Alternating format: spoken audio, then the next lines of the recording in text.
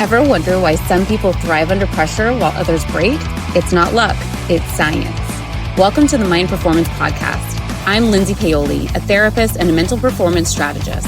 Each episode, you'll get expert insights, real stories from high performers, and small shifts that lead to big results, so you can be better at what matters. Let's dive in. Welcome back to the Mind Performance Pod. I'm your host, Lindsay Paoli, and I am so excited to bring you another guest expert today. Today's guest is someone I've been wanting to bring to you for a while. We were just talking about the importance of marriage and raising children to my specific audience, but I also realized that the reality is that not everybody has a perfect marriage and that co-parenting is a very real reality for many people. So if we're serious about mental performance, nervous system regulation, and raising secure kids, we cannot ignore the fact of co-parenting. Jay Skibbins is a co-parenting coach and consultant who works with parents in both group and one-on-one settings to navigate the emotional challenges of co-parenting. He has over 5 years of professional coaching experience and has been co-parenting himself for 11 years as the primary parent of his two sons, ages 10 and 11.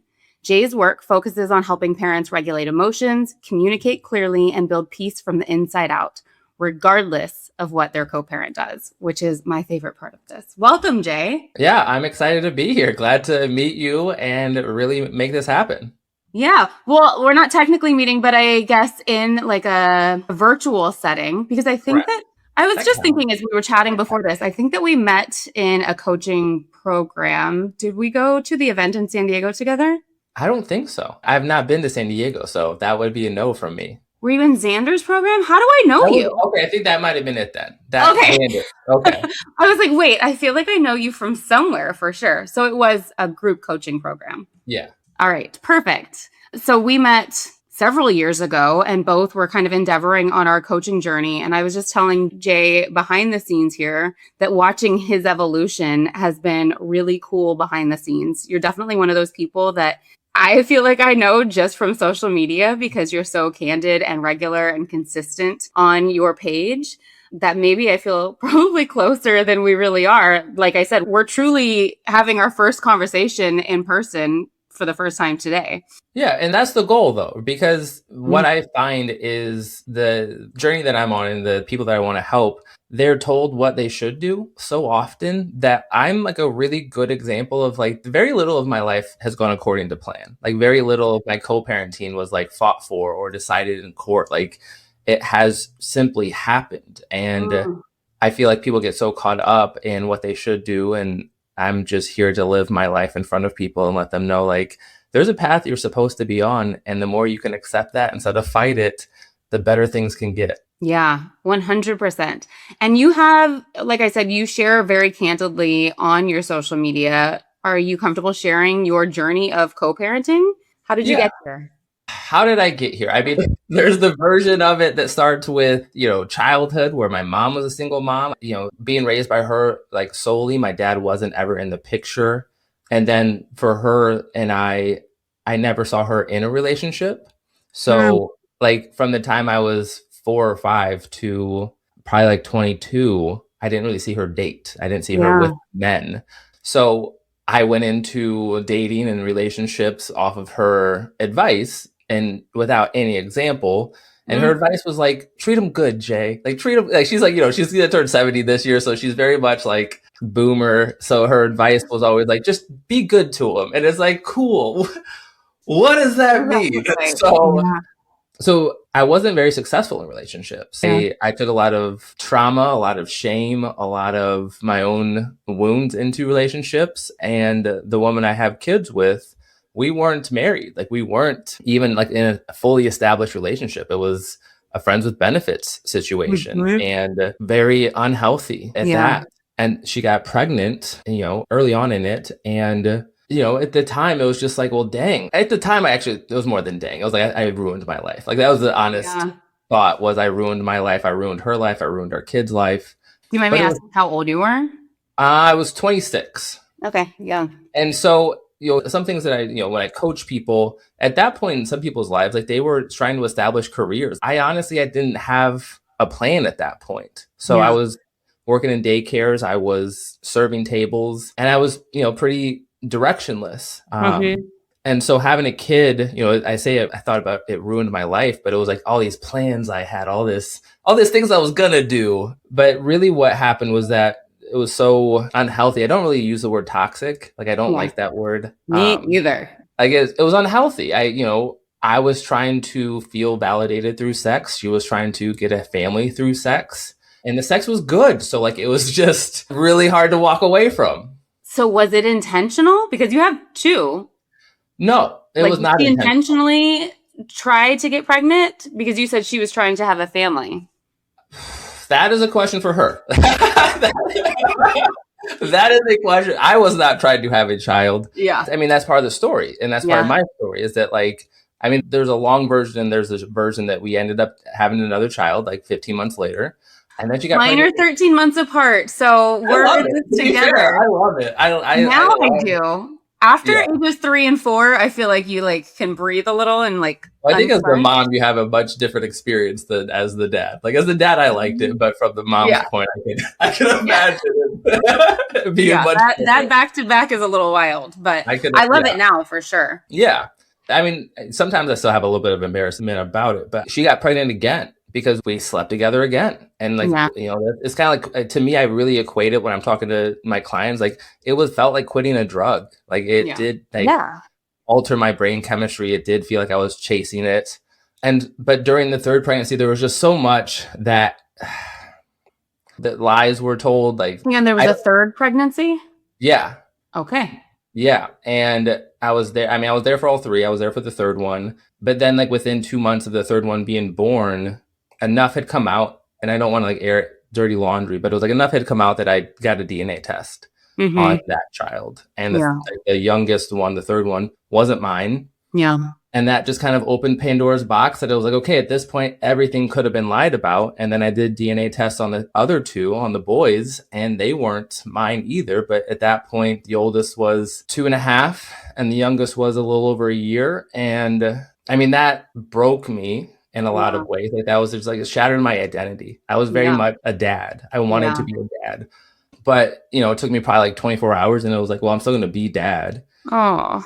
But at that point, we were already co-parenting at that point. So it's been a healing journey since then. So that's why I feel like when I coach people and they come to me well, my ex-husband had this other life, or my ex-husband legitimately abused me, or my ex-husband did this. And sometimes I work with men. I work primarily with moms. Yeah. But it's I can look them in the face and be not that I always get it. I didn't live through it, but I did my hard. My hard was hard. Yeah. Yeah.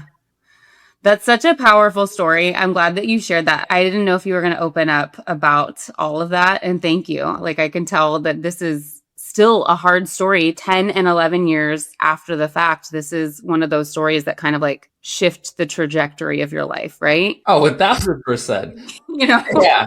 Yeah. Well, and it's not part of the hardest part. And I think that, the people who are co-parenting can relate to this, and even the people who are married can relate to this. I'm a person that ideally I would have had kids with somebody I could sit down and have a glass of wine with and talk about our kids together and plan out things and talk about their development and what we love about them and what we're excited to see and things we notice about them. And by and large, that's not who she is. Mm-hmm. And I don't say that as a judgment. It's just, I think that there are some people who don't do that. It doesn't register that that's something they want to do. And so the hardest part has been letting go of that's who I'm raising kids with, and become having peace with it. Or the hope, of who she should be in your mind, right? Yeah. And then learning how to parent and raise kids with somebody who, we're a business partnership where we both love the kids. I don't think that anybody loves them more than she does. Yeah. We just love very differently. Mm-hmm. I think what you're saying is so powerful, and not only just in the co-parenting space, but that ability to recognize that your expectations of what you wanted something to be versus what it really is. And now dealing in the day-to-day in that gap of expectation is one thing that I see as a therapist people struggle with all the time. The way that business should operate according to them, the way that parenting should feel according to them. And I think that your story also makes you such a great coach because it is imperfect. And I hate working with people who are like, I have it all together and I'll always have it all together. And that's why you should follow me. Because I know somewhere behind the scenes, there is like some massive flaw. And then my fear is that their massive flaw is that they're like untrustworthy or they're scamming me or they're, like it feels slippery and slimy. And just by its inherent nature, co-parenting means there was a failure in a relationship somewhere along the way. So owning that and working around that specific thing as a flaw, not as a flaw, but as just like a reality, I think is so powerful. Yeah, and I appreciate that because I feel like what you just opened up is like a fatal flaw in how we approach co-parenting. Mm-hmm. Because what you just said is like that there was a failure in the marriage or the relationship. Yeah. And I agree to a certain extent. Yeah. But I feel like that's where so much of the advice, so much of the therapy, so much of the divorce attorneys, they miss the mark because I'm sure that you see this too. It started way before your co-parent came into the picture. Things didn't work out because my co-parent and I didn't work out. Mm-hmm. Things didn't go well because I came in with my trauma. I came in with my wounds. I came in needing, like at the time, to use sex to feel validated. Yeah. So that attracted somebody who was going to allow me to act in that way. Mm-hmm. And so to me, what happens is that a lot of times I'm working with a mom who is a people pleaser, is a fixer, is a solver, is a good girl. And she attracted somebody who makes messes. And so she gets to be a professional mess cleaner upper. Yeah. And after a while, like to me, what honestly tends to happen is that then they have a child and her people pleasing gets diverted. It gets divided between baby and husband. And right now, baby needs more. Yeah, because I also want to say, too, from what I see with my clients is the male doesn't realize, too, that he is inherently choosing a cleaner upper because he needs a cleaner upper, right? You choose each other subconsciously for these roles. And so now that she's no longer cleaning up after him, go ahead. I'm glad that you brought that in because even with my own two sons, like they're 15 months apart, like they're brothers. And yet they could not be on different ends of the spectrum. Like I honestly get a lot of my day-to-day co-parenting experience watching them fight. Like they fight like co-parents. They have the same problems as co-parents. One of them is the picker. One of them is the, initiator. One of them is so it's wild. So like going back to what I was saying, it's like what happens when mom's attention then like goes into 99% baby is that the entire dynamic has changed in the relationship. And dad's not getting that, like his things filled. Yeah. And by no fault of the mom, it's just that nobody prepares them for that shift. And so everybody has these pent up emotions. Everybody has these unprocessed emotions. Everybody is now dealing with new fears. And what I hope, people understand is like if before the baby came around, the husband could fart and the wife would laugh, or she's sad and he gets her chocolates and she feels better. Mm-hmm. Afterwards, like while she's pregnant or that first year, he farts and she's like, get out. Get as far away from me as you can. Yeah. And then the chocolates make her throw up. Yeah. And it's like, wait, when did the math change? And so what happens with a lot of men is then they get scared. They get scared to try. They get scared to make mistakes. They get scared of her emotions. Mm-hmm. But what she wants is somebody who isn't scared of her emotions. Like, let me be vulnerable. Let me be emotional. And let me trust that you can handle me. Mm-hmm. And that's the rub. And that just festers for a while until they end up getting divorced and they blame each other. So like, that's where I come in. It's like, yeah. Well, okay. You just broke that down perfectly. I feel like we need you talking to men, teaching them how to be leaders enough to support and accept those types of emotions. Cause that's exactly like, that's spot on. Because what I was hearing initially is like, I want to challenge you. The end of the marriage is not the failure, or the end of the relationship is not the failure. It's like a product of a symptom that's been festering for a long time. And I think for some couples, it's the inevitability. This was going to happen. And maybe having the babies is just what led it to a tipping point. And for a lot of people, it can be the best thing to happen to the relationship, aside from the challenges of co-parenting. But if it's not supposed to, and we could nip it in the bud, we need somebody to step in and teach men, like, we're overwhelmed with our emotions too. And then as soon as we get pregnant, we're just in like left field, a lot of us. So being strong enough to accept all that we're experiencing instead of backing away. Well, and that is part of the goal. Like I do see myself on a trajectory that like takes me on that path. It's just interesting because my dad wasn't around. So I have such a void when it comes to masculine and fatherhood energy that like I'm literally working with a masculine coach right now. And like I'm about to go to Mexico to like do an initiation retreat because when I do work with men, I know how to speak to women. Like I know how to, I think that obviously because of dating them and being around them. And to be fair, this is the part that can be hard to articulate, but I wasn't always a great person to men, to women. Like in my dating, in figuring out my relationship with them, I have definitely manipulated them and seen how they think and try to get what I want. Yeah. And it's hard to, admit that, talk about it, especially with that being part of what makes me a good coach for them now. Yeah. Like having had that experience, I've caused pain. I've caused distress. I've caused, heartbreak. I've caused a lack of trust in themselves. And that's obviously not something I'm proud of, but it's been part of my journey. And now being on the other side of it, a lot of those same things help. Like they help me understand why they think that way. Or, when they're telling me what the man in their life has done, I can see it from their perspective and I can see it from the man's perspective and be like, that wasn't about you. I didn't act that way because I was operating from a place of security or safety. I was protecting, I was pushing her away.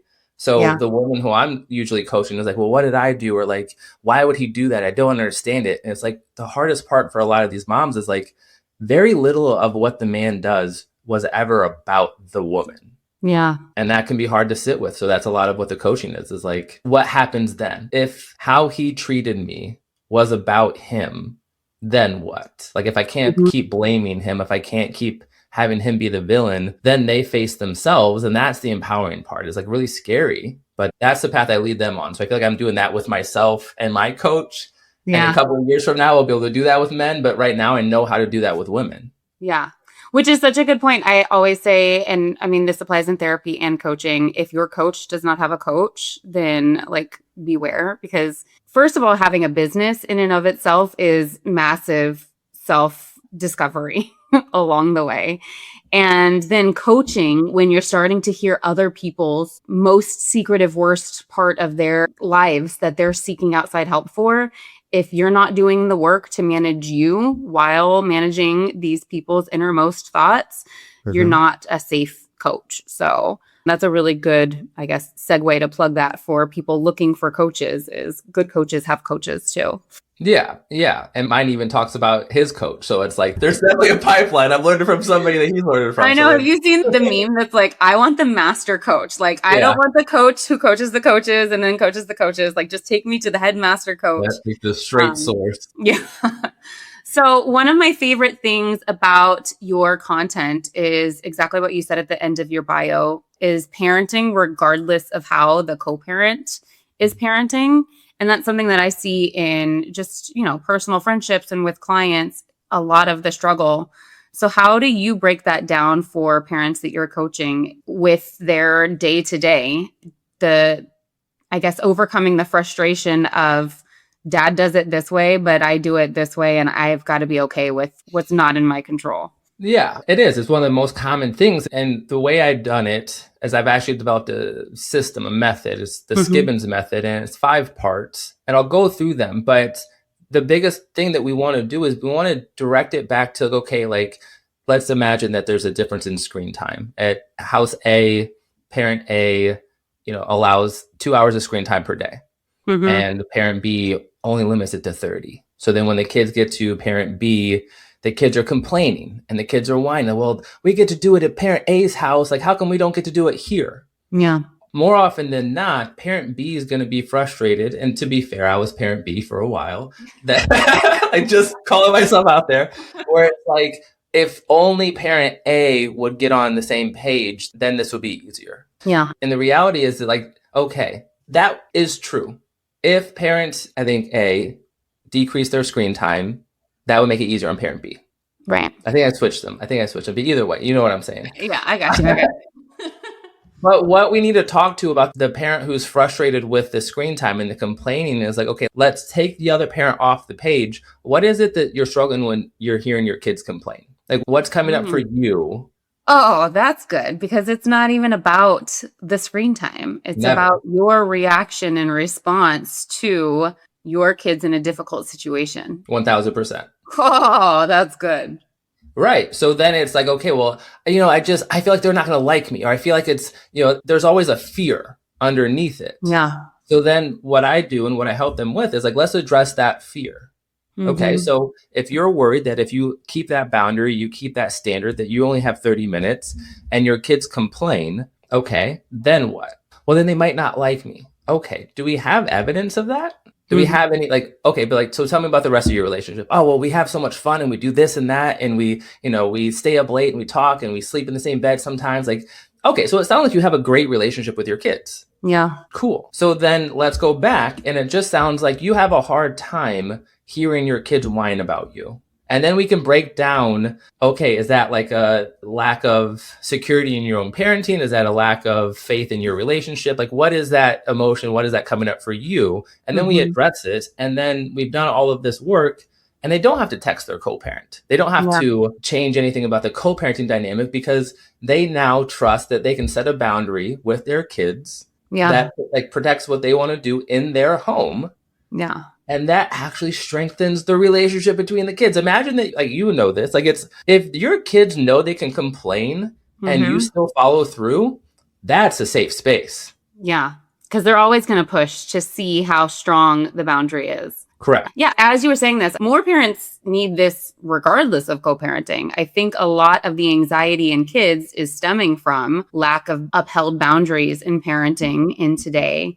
That makes them insecure and then doubt their own movements. And so that's really good. And so that just gets exasperated in co-parenting, because your kid leaves and goes to this other place that you don't have any control over and comes back with their opinions, their wants, their tiredness, all of this. So it just, like, I agree. Like, I just happen to package this all in co-parenting boxes. Like, again, the goal, I want to work with men, I want to work with moms, I want to work with kids. I guess because this is just human relationship. I feel like one of the limitations of a lot of the co-parenting help out there is, like, in this situation, they're just told to document it. Document the differences, document what your co-parent is doing. And it's like, okay, but then what? What's the end goal there? Because if you can do this with screen time, you can do this with bedtime. And then you can do this with food, and you can do this with activities. You can do this with a curfew. You can do this with how old the kid is when they do their phone. Your kids are going to complain. Yeah. So if complaining doesn't negate the path that you're on or deviate you from the path you're on, parenting changes completely. And if you're a confident parent, it doesn't matter as much what your co-parent is saying or doing. Yeah. That's so good, because my gut reaction was like, oh, well, you need to have a conversation. How do you have a conversation with the co-parent so that you guys can all get on the same page? And that's where I think my lack of awareness comes in, because, like, a lot of these co-parenting relationships, like, talking to your co-parent is, you'd rather pull teeth, right? And I'm always like, well, there's got to be a way to just talk to them, or, like, have this conversation. And I think that's just ignorance on my part, It's reinforced ignorance. Like, I appreciate that, because but it's reinforced across the board. Yeah. Like, I'm not competing with other coaches saying what I'm saying. Like, there's nobody else who's got the edge on what I'm doing. I feel like that's both sometimes kind of scary, sometimes kind of liberating, because it's like, I am really only competing with people who are telling you to document or telling you that you should be on the same page. And this was a reality check that I had, was that people will throw that around. You need to be on the same page, get on the same page. But it's never the person that either of us are talking to going to their co-parent's page. Yeah. And it's like, well, if that's the case, then that's control. Yeah. I had to learn that, like, and this is literally, I feel like having 11 years has helped, but it's also like, one of the things that I would get bent out of shape about is that, when the kids are with their mom, they get a lot more screen time. They do get a lot more junk food. They don't sleep the same. And there were years, like, earlier on, where I'd text her about it, or I'd be upset about it. But guess what? When the kids were gone, I was getting terrible sleep. I Yeah. was eating junk food. I was having extra screen time. Mm-hmm. So it's like, wait, if I don't even have the discipline to do what I'm asking for, that's where the accountability comes back. And it's like, let me get my SHIT in order. Oh, we can say shit. Like, not that anybody listening should be able to spell that, but it's like, let me get my shit in order, and then let me see if I want to say something. Yeah. And really, that's what changed. It was like, oh, if I get sleep, if I'm taking care of myself, then when my kids come back and they are tired, I can handle it. Yeah. And that's, again, what my kids need. My kids still come back tired. And I don't have a bad thing to say about my co-parent. Like, that's a straight up fact. They come back tired. Yeah. End of that sentence. End of that. Like, there's no more judgment. There's no more blame. Yeah. And the more prepared you are for that, then that's better for all of you. That's my reality. That is my reality. And I would rather have a life where my preparation and expectations meet my reality than try to drag my reality to meet my expectations, which brings us back to what you started with. Yeah. I have two different thoughts in my head too. So I'm trying to choose which to go to. We'll stick with co-parenting, maybe with difficult personalities. Something that I hear all the time is, like, I think the goal by and large is like, people don't want to have to go to court, right? Court is costly. It doesn't always work the way that you want it to. It's timely and exhausting, emotionally draining. Ideally, you don't want to go to court. But in circumstances where there's like a legitimate, I say a legitimate fear because moms think differently than maybe dads do, but like a legitimate concern about maybe like a learning disability or like the need for an IED in school, or maybe like a medical diagnosis or medication. I'm not a big fan, but who am I to tell moms what to do?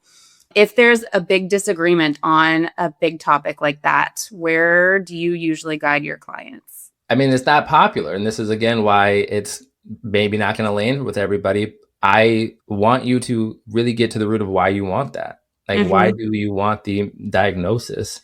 And I will even take it further than that, because let's just keep it with mom and dad for now. I know, like, I've worked with same-sex couples before, but I clearly confused myself with the co-parent A and co-parent B already. So mom, dad, and dad, it's all. But just the sense that if the mom needs the dad to agree and needs the kid to have that diagnosis and needs the kid to be in therapy, energy is the most repulsive energy on earth. Yeah. So what I really want that mom to sit with is like, can you handle it either way? Can you handle it if your kid gets that diagnosis? Can you handle it if your kid doesn't? Because once you get to that place, the way that you're going to show up to communicate, the way you're going to show up in court, the way you're going to show up talking to your lawyer completely changes the outcome. And people can call that woo-woo, but it's like, we are dealing with, like, criminal cases are objective. It's guilt and innocence. Family law is subjective. Yeah. And so many times you're getting in front of a judge who you're arguing that the dad is detrimental to the kids, when the judge might act the same exact way as that man. He might parent the same way, think about his wife or ex-wife the same way. And we're telling these moms to document and research and do all these things that keep them in survival mode and attached to this external outcome, instead of learning how to trust themselves, listen to themselves, and like understand that most of what they're wanting is inside of themselves. And that, like, a disempowered mom is somebody who waits on a court case. It's somebody who waits for a judge to say that they can or can't. Yeah. There's a lot that you can do with your kids in the situation that if you weren't waiting on a permission or approval, that you would do on your own. Yeah. Like, there are some cases like getting a passport. You have to actually have both parents sign off on. Therapy, you have to have both parents sign off on.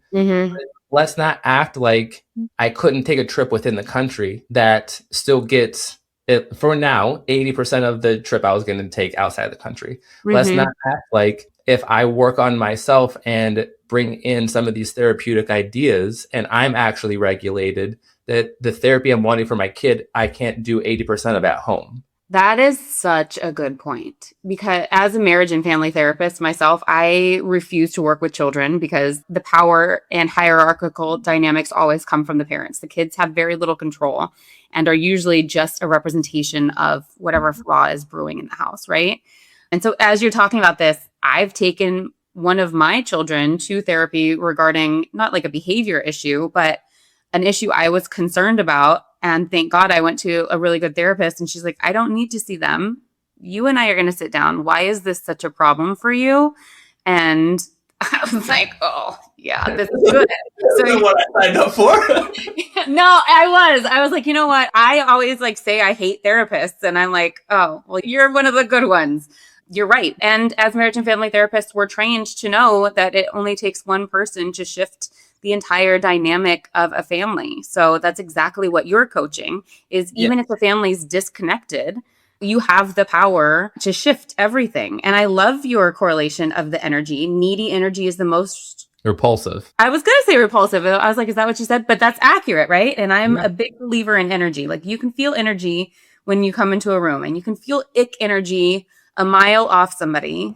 And I agree that when you have people sitting in a room judging people, that energy is immediately going to be the first thing that's observed and judged upon. So you're kind of blowing my mind here. Well, and that's where what I coach, like the testimonials, like the wins that we get, like I'll give you two extreme examples. I just had a mom and she's in her early 50s, to just give you context. And like the first 3 weeks working together, I do the group called The Creator. So it's group sessions plus one-on-one sessions.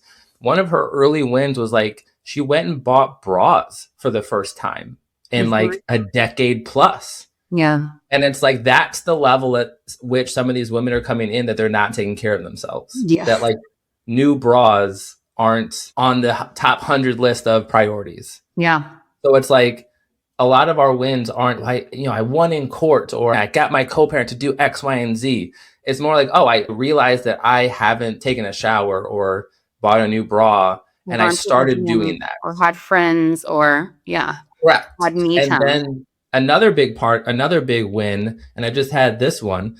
It's like, okay, I've got court coming up, but I haven't been stressed out about it for 2 weeks. Mm-hmm. I'm actually okay with whatever comes up, because I'm not attached to the outcome. Yeah. So to me, what I'm always wanting for my clients is, can you have peace no matter what happens? Like, are there times that, like, I'm not asking anybody to like take a no priorities approach. Like, I want you to go after what you want. But with that, it's like, I want you to go after what you want. I don't want you to go after proving them wrong or like, there's a big difference between like some you'll get, a discovery or the other person's lawyer's notes or offer. Mm-hmm.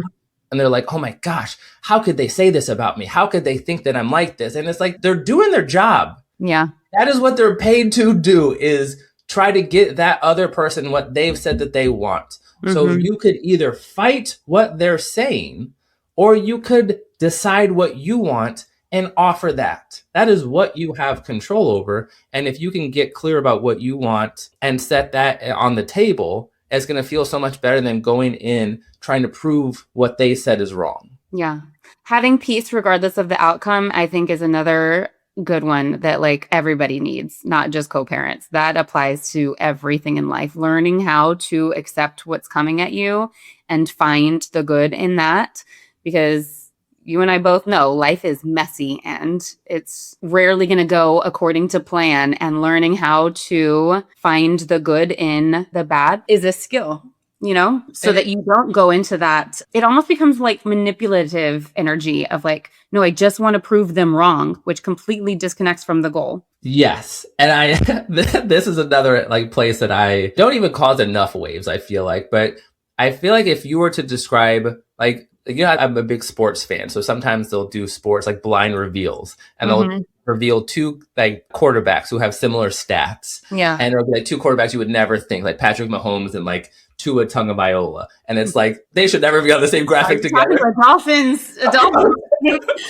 in Miami here. So. Okay. But it's like, I feel like we could do the same thing with people pleasing tendencies and narcissistic tendencies. Mm-hmm. And a blind reveal shows, if you said that one of those people wants to control the narrative, it's easy to jump on narcissists. Oh, they want to control the narrative. What do you think people pleasing is? Like, what do you think a person people pleases to do? To control what people think of them. Okay, if I said that one of those people was deathly afraid of being vulnerable with other people, who are we talking about? Like, yes. Yeah. Like, and so my life is built to avoid triggers. Who's that? Which one is? And it's like, the more you realize that a lot of the like dynamics in a relationship are just two ends of a very similar like spectrum, or two sides of a coin. And the reason that they can't get along or understand each other is because like it's hard for this side of the coin to see the other side of the coin. But your motivations are often, if not the exact same, very, very similar. Like avoid pain, avoid fear, like avoid your triggers. They're just going about it from two different perspectives. Yeah. And in the therapy world, I think we're through the everybody's a narcissist phase of society. I hope so. I hope so. So exhausting. But I would always say narcissists attract borderline personality traits. So if you are so quick to point out the narcissists in your life, you're attracting them because you have borderline personality traits.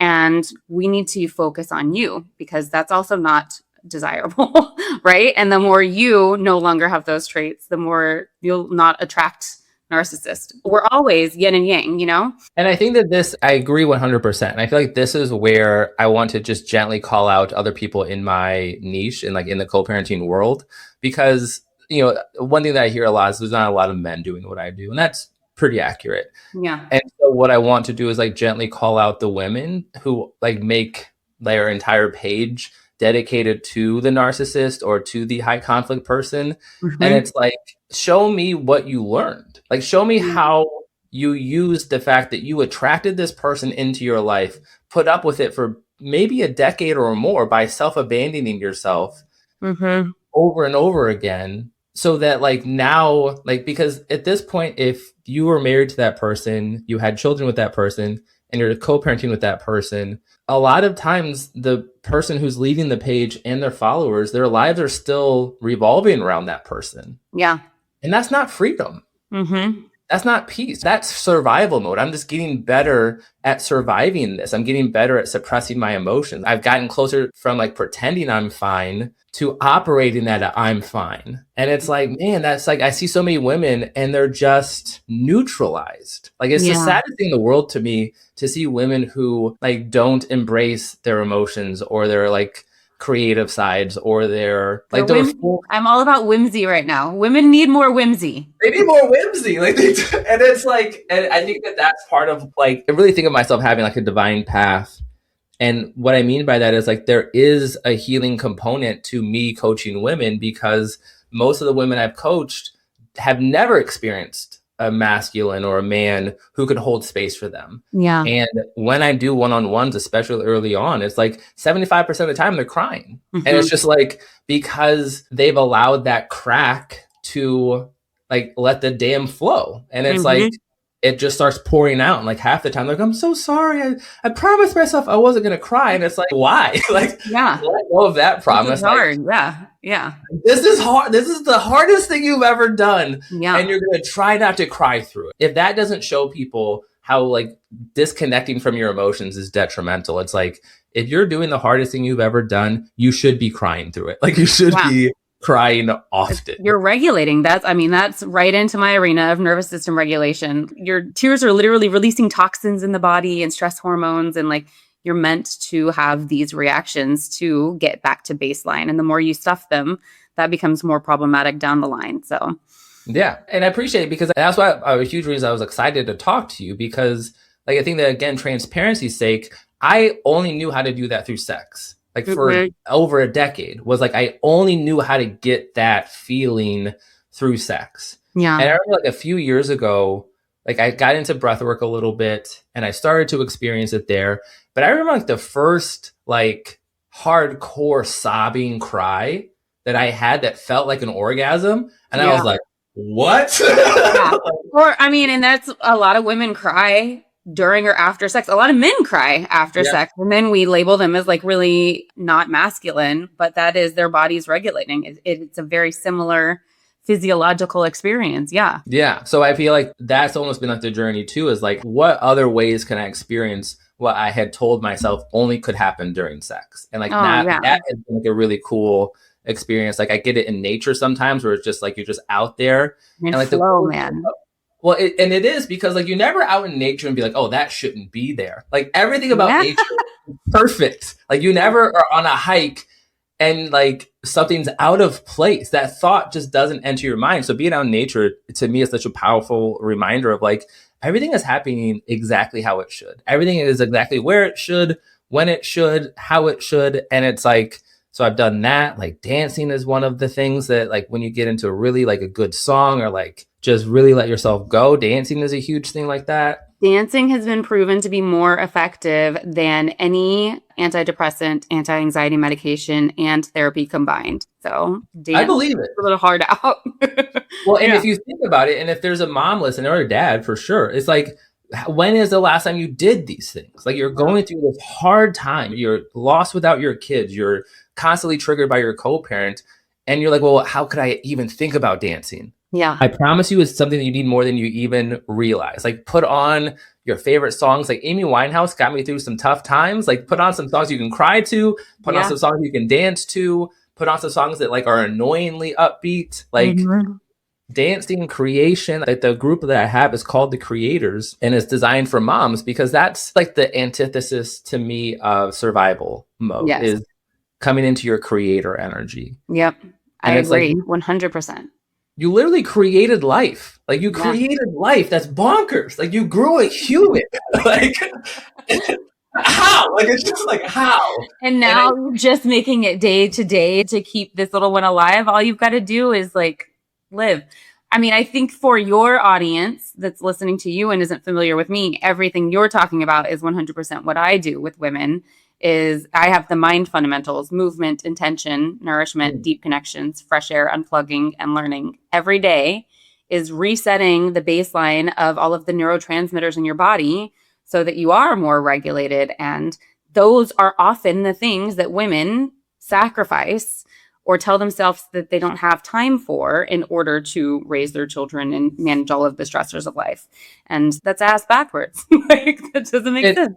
It is. And I think that, being a man in this world, and I feel like, we don't have to get into like the politics of the patriarchy, but it's like, it really does show that one of the scariest things is like a fully embodied woman. Like we just don't know what to do with her. And it's like, I think that that's even scary for women to come into that space and inhabit that space because they don't want to be isolated that way. Like it's almost easier to be isolated in misery than like isolated in abundance because people at least know where to put you if you're like a survival mode just mom. stuff it all in and be isolated internally rather than out in your place in the world. Like we crave community and connection and, in order to survive. So if we just stuff it all in and forget all about it, then that's easier than not being what we're capable of out in the world, Yeah.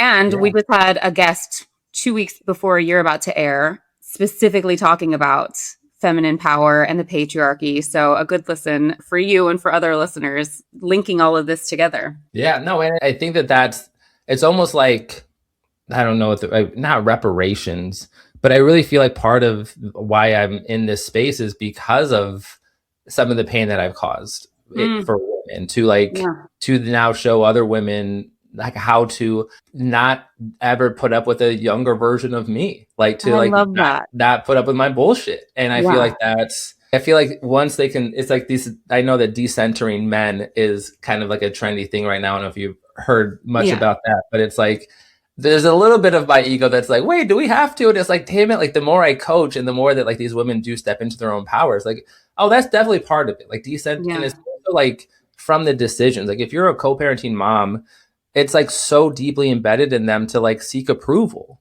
and to seek permission and to like be on the same page and be amicable. And it's like, it goes beyond co-parenting. It's like the good girl energy For and a sure. good girl mentality that it's like it's so hard for them to break free, but that's a huge part of what we do as well. It's like they're gonna, like, if you really live the way that you're supposed to and that you're meant to, you're gonna upset some people. So learning how to You got to be upset okay with people that. is a skill. And I love that you named, I forgot what you named as a skill, but like everything is a skill. So like if you aren't good at it, you just need practice. Yeah, exactly. You got to just flex that muscle.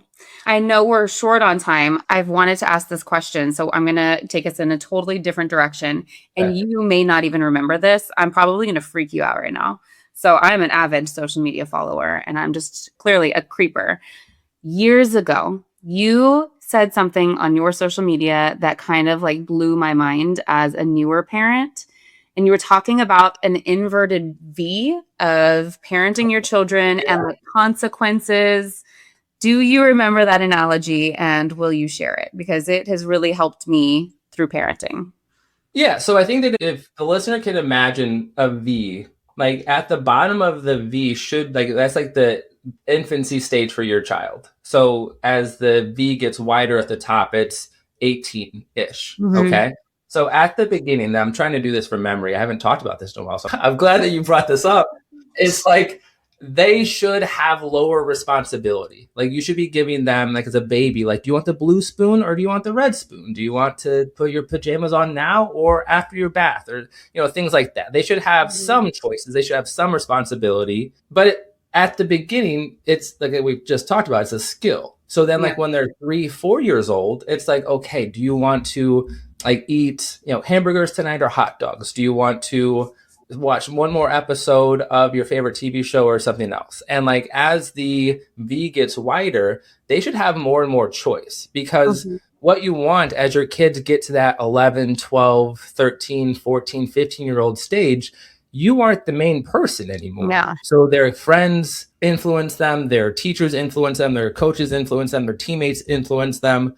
So they're going to be making decisions without you present. So you want to be able to give them practice as they get older so that the choices they make aren't detrimental. Because then they get 16, 17, they're driving, parties are, on the table, colleges then.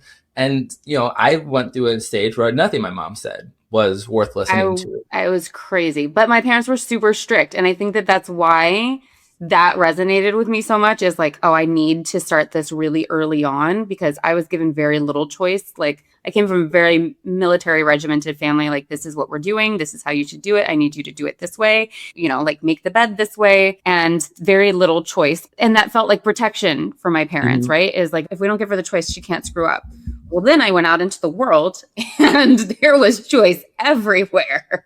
Right. And then it's overwhelming. And those choices, you said those, then you have much larger consequences when you don't know how to balance the choices.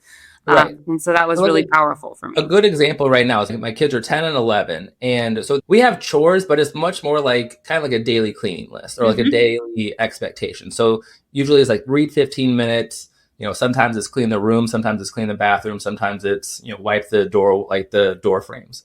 And what I usually do at this point, it's like, have this done by 5. And that's up to you how or when you do it. It's up to them.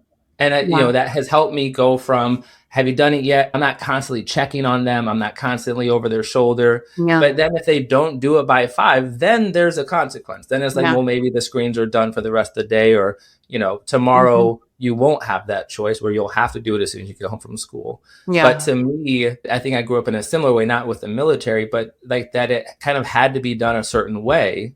And then you get out into the real world and it's like, oh, there's nobody checking on me. There's nobody telling me when and how to do it. Yeah. And I went crazy. So it's, to me, as the kids grow, giving them more choice, giving them more freedom. I want to say this. It is uncomfortable for the parent. To be fair, kids make great choices. I don't do this and watch my kids be dumbasses. They make good choices. Like they are, I feel like they're mature for their age. Yeah. But it's uncomfortable for me sometimes because like I can feel the impulse to be like, well, did you clean up your room yet? What is like 4:45? Did you clean up your room yet? And it's up to me to hold back and just watch what happens. Yeah, I think that one of my biggest challenges is in how they do it. And I think it's so interesting that your program is called The Creator, which is the opposite of survival. And in allowing them to find the best way to do things for them, they're learning how to be creators very early on, instead of being told this is exactly how things are supposed to be done. And that skill also translates further on into adulthood, is finding, my son finds all kinds of creative ways to do homework that I'm like, I don't understand what you just did, but you got the right answer, and that's fine. And it lets them be themselves, because again, my kids are 15 months apart, but like my younger son, he will do it as soon as it's asked. He will, like, if there's a list after school, he'll read it and he'll complain, but then he'll do it. Yeah. And then he gets to relax. My older son he'll want to play the video games. He'll want to go play with his friends. And then he'll come tearing into the house like 10 minutes before it's all due and scramble to get it done. Yeah. But damn it, he does it. It's like, and so I have to just, like, I wish I would have had more of that, because I feel like I'm now at 37 getting better at some of the things that, like, I get to do it. Like, I want to mention it, but like, I'm launching this university for co-parents, and it is one of the bigger projects I've ever worked on. And it's been like one of the first times I've had like a little bit of type A mentality, where it's like, I've done a little bit at a time, and I've worked on these things on this day and this thing on this day. And it's like, oh my gosh, like, this is a completely different version of me creating something, but it's cool because I feel like I'm getting a little bit stronger at doing things in a way that I had never done them before. Yeah, same. I'm in the exact same place too in my launch. But that's perfect, because I wanted you to talk about it. So tell us all about your new academy.